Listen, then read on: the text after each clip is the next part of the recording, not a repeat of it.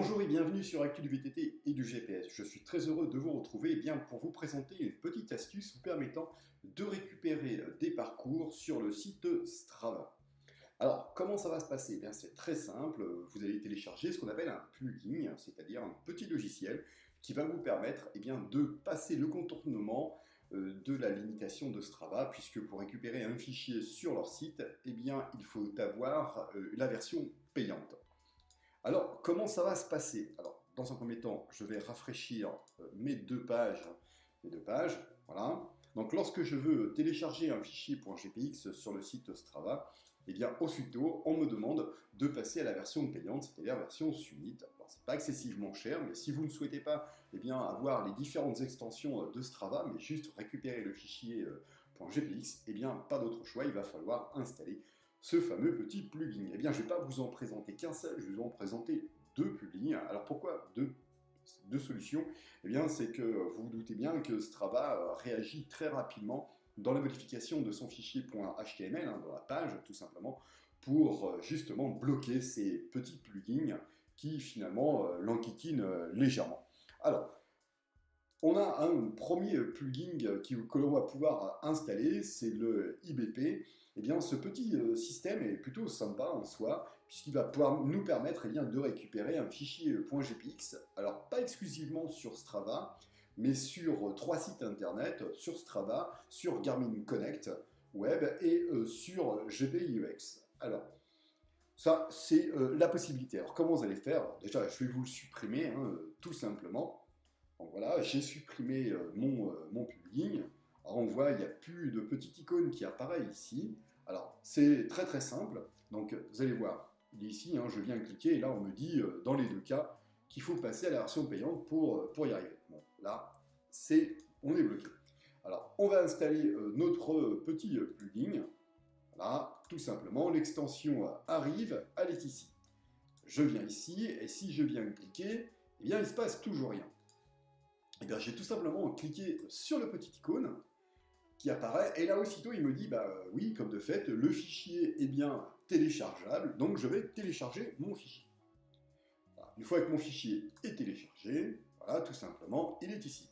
Je vais pouvoir l'ouvrir maintenant sur OpenRunner. Alors c'est un site, tout simplement, avec lequel on va pouvoir lire le fichier. Donc je vais aller chercher mon fichier source, il est ici, et voilà, j'ai bien et bien récupéré mon parcours à l'identique. Alors qu'on le regarde, qu'on voit qu'on a affaire à cette version-ci, ou qu'on ait la version qui est sur...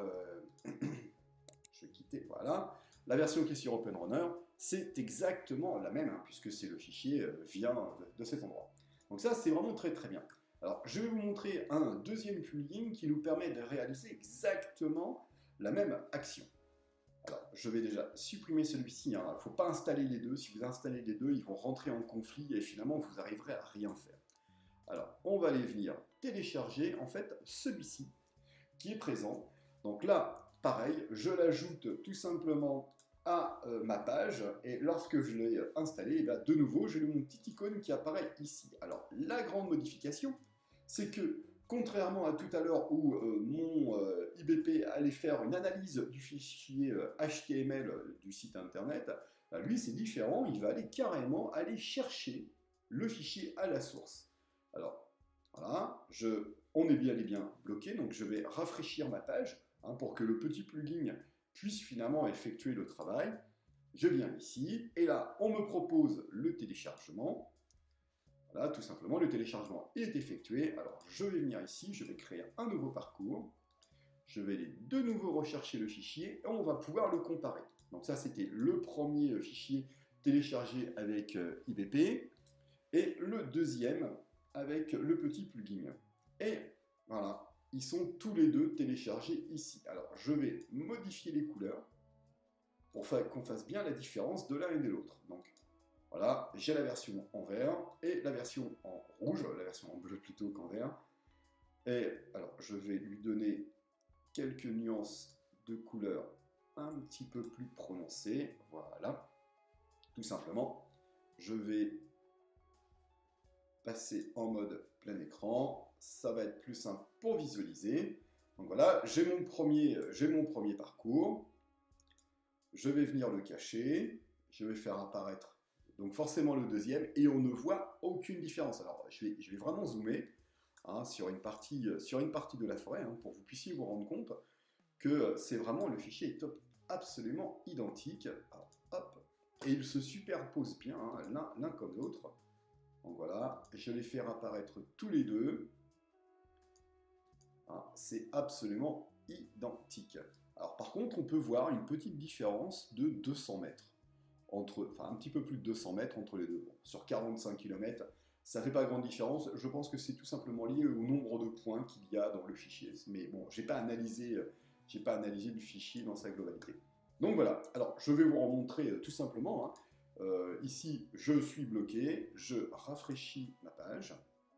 C'est tout simplement le fait que le plugin soit pris en compte par la page, et de nouveau, je vais pouvoir récupérer mon fichier, je vais pouvoir le télécharger, je vais réouvrir une nouvelle page sur OpenRunner, et je vais aller chercher mon nouveau fichier, 3234, c'est celui-ci, voilà, tout simplement, et bien voilà, j'ai exactement le même parcours que l'on retrouve ici.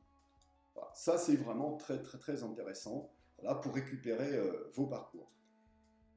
Eh bien, voilà, c'est terminé. Comme vous avez vu, c'est vraiment ultra simple. Ça ne demande pas d'être un expert en informatique ou un ingénieur en informatique pour pouvoir réaliser cette petite fonctionnalité. Vous avez ces deux plugins qui sont à votre disposition. Voilà, je vous rappelle, surtout n'installez pas les deux en même temps, ça les met en conflit et finalement vous n'allez pas réussir à récupérer le fichier .gpx. Dernier petit rappel, sachez que ces fonctionnalités sont parfois limitées dans le temps. Strava réagit, arrive à bloquer, et les développeurs du plugin réagissent eux aussi quelques semaines, quelques mois après pour pouvoir rendre leur plugin de nouveau opérationnel. Écoutez, je vous dis à très bientôt sur Actu du VTT et du GPS.